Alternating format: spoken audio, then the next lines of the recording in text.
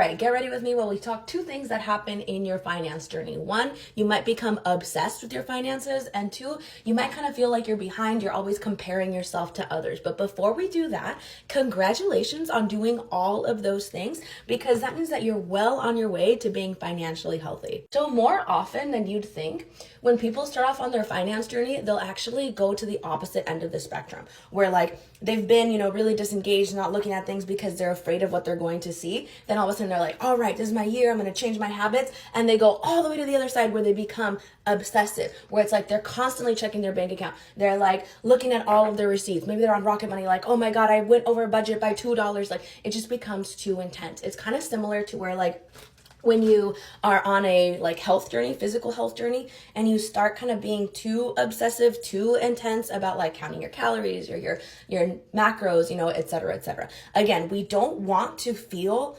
obsessed with these details because that is the same root cause. At the end of the day, it's anxiety, it's scarcity, it's feeling like, oh my God, I'm okay right now, but if I don't do this all the time, then I'm gonna end up right back where I was. I'm gonna end up in debt. I'm gonna end up like with no savings or losing it all. Two suggestions to help with this is gonna be number one, spend some time journaling. Like do the deep work of like, why is this happening? What is the root cause? Like what is my root anxiety, my root fear? What causes me to feel the need to obsess over this? When we identify the root cause of something, we're able to better reframe it. So you're able to say things like, I am financially stable. I am financially secure. I am not going to lose all of my money because I am engaged with my finances. I am after financial wellness. Second one is to have a regular cadence for when you check in on your finances. So like I like to recommend once a week Financial Fridays for you to like celebrate your wins, check in on your accounts, track your spending, all of that stuff.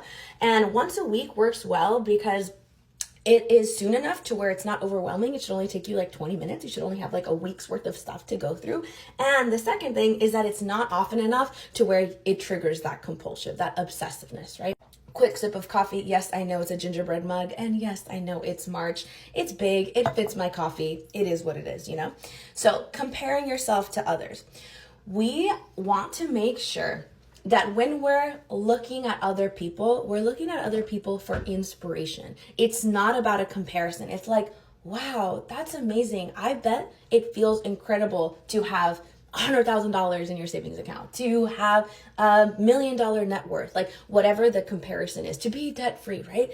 I can't wait to feel that way. Use it as a source of inspiration, reframe that way, not, oh my God, they're so far along, like they're so much better than me, like I'm never gonna get there. We don't want to trigger that thought loop. That thought loop is going to lead to shame, is going to lead to you feeling disengaged. And again, at the end of the day, comparing yourself to anyone besides yourself in the past is not healthy.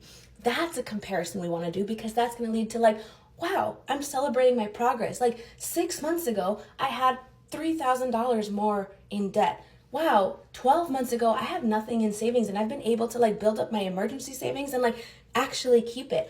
I am really progressing in this. Compare yourself to yourself, not to other people. To others, you actually use as inspiration.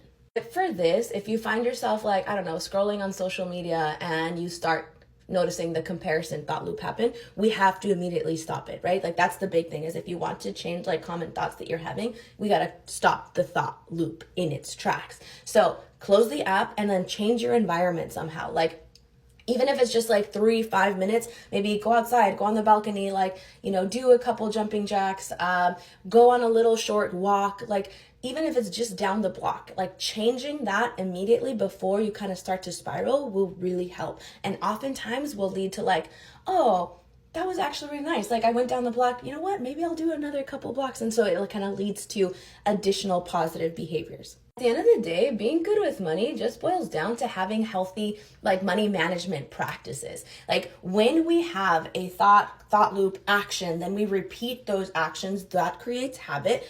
All of our habits as it comes to money creates our finance practice, our big behavior as it comes to it. If we have those healthy behaviors, then like, of course, we're going to be financially stable, financially secure, financially empowered, like free, right? So that's why when I'm working with people one-on-one or in my courses, in my DIY money moves, which are just like short coaching videos, accompanying guides on specific topics within personal finance, I am always weaving in mindset work, because if we can develop a healthy money management mindset, then everything else falls into place.